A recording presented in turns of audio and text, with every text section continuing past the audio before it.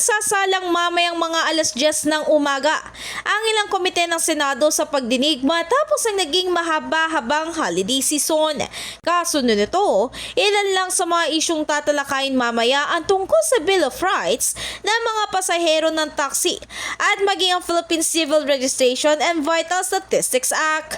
Maliban pa roon, sa kaparehang oras ay magkakaroon din ng bicameral conference ang Kongreso para sa doble plaka law. Samantala, pagdating ng alas 3 ay magsisimula naman ang sesyon kung saan mayroon daw 4 na prioridad ang Senado rito. Kabilang na nga rito ang extension ng barangay election at ang pag-modernize sa FIVOX. In the heart of changing lives, ito si Brigada Ann Cortez ng 105.1 Brigada News sa Manila, The Music News Authority.